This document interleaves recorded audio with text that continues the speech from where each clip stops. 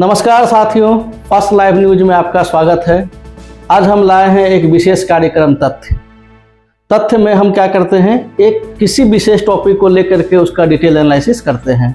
आज हम बात करेंगे बांग्लादेश क्रिकेट टीम के विवाद का। देखिए, आईसीसी तो चेंज नहीं करेगा, क्योंकि जब आप डिसीजन ले लेते हैं तो इतनी बड़ी संस्था जो होती है आईसीसी, वो दोबारा डिसीजन वापस नहीं लेती।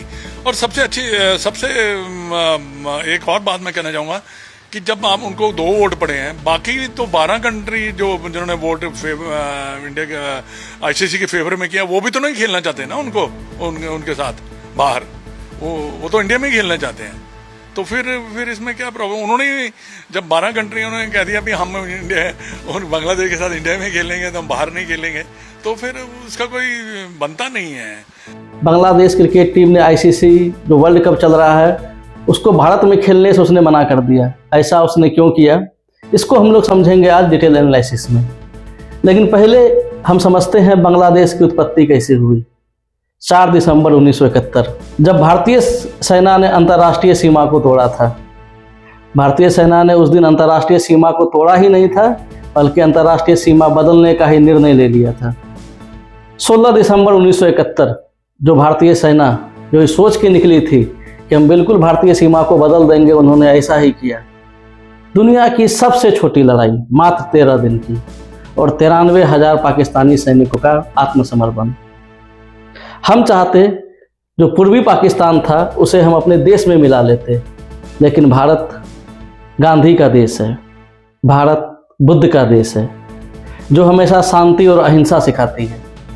हमने पूर्वी पाकिस्तान को अपने में नहीं बनाया, नहीं मिलाया।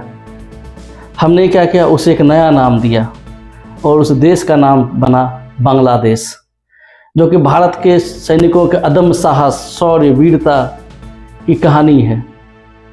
अगर आज भी हम लोग बांग्लादेश पहुंच जाए तो वहाँ की मिट्टी में भारतीय सैनिकों की वीर गाथा की कहानी है। वहाँ की नदियों में भारत माता की जय के जयकारे गूंजते हैं। 1977 में बांग्लादेश को पहली बार आईसीसी का एसोसिएट मेंबर बनाया गया। एसोसिएट मेंबर का मतलब ये होता है कि वह सिर्फ क्रिकेट टीम को समझेगा, क्रिकेट की भाषा को जानेगा। 1986 में बांग्लादेश ने अपना पहला अंतर्राष्ट्रीय वनडे इंटरनेशनल पाकिस्तान के खिलाफ खेला। 1997 में जब आईसीसी की एक मलेशिया ट्रॉफी हो रही थी, वहाँ पर इसने 1999 विश्व कप में अपना पहला पदार्पण किया। 1999 में उसने स्कॉटलैंड जैसी टीम को हराया। यहाँ तक तो ठीक था, लेकिन उसके बाद 99 विश्व कप की प्रबल दावेदार पाकिस्तान को हरा करके पूरे विश्व कप में हलचल मचा दिया। जगमोहन डालमिया, जो उस समय बीसीसीआई के अध्यक्ष थे, उसने बांग्लादेश क्रिकेट टीम को टेस्ट दर्जा दिलाने के लिए एडी चोटी का जोर लगा दिया। और 2000 में बांग्लादेश आईसीसी का पूर्ण सदस्य बना। पूर्ण सदस्य का क्या अर्थ होता है, ये मैं आपको बताता हूँ। पूर्ण सदस्य होता है वह सदस्य देश आईसीसी के सारे इवेंट में खेलेगा, टेस्ट हो चाहे वनडे। ये जगमोहन डालमिया की ही देन थी कि बांग्लादेश को टेस्ट टीम का दर्जा मिला और आईसीसी का पूर्णकालिक सदस्य बना। बीसीसीआई ने बहुत मदद किया बांग्लादेश क्रिकेट बोर्ड को, वहाँ के खिलाड़ियों को। जब आईसीसी 2026 का इवेंट, जो कि भारत और श्रीलंका के संयुक्त इवेंट के तहत बनाया जा रहा था, एकाएक बांग्लादेश ने भारत आने से मना कर दिया। उसका मेन कारण यह था कि आईपीएल की टीम जो कलकत्ता नाइट राइडर्स है, जिनके मालिक शाहरुख खान हैं, उसने वहाँ के एक बांग्लादेशी क्रिकेटर मुस्तफिजुर रहमान को पहले तो अपने आईपीएल टीम के KKR में शामिल किया, लेकिन बाद में रिलीज कर दिया। रिलीज करने का मुख्य आधार यह था कि बांग्लादेश में अल्पसंख्यक हिंदू पे लगातार अत्याचार हो रहे थे। जिस भारतीय सैनिकों की शौर्य गाथा, वीर गाथा के कारण एक नया देश बना बांग्लादेश, जिसे कि पूरा का पूरा भारत का सपोर्ट प्राप्त था। यहाँ तक कि वहाँ की सड़कें, वहाँ की बिजली अडानी ग्रुप द्वारा दी जाती है।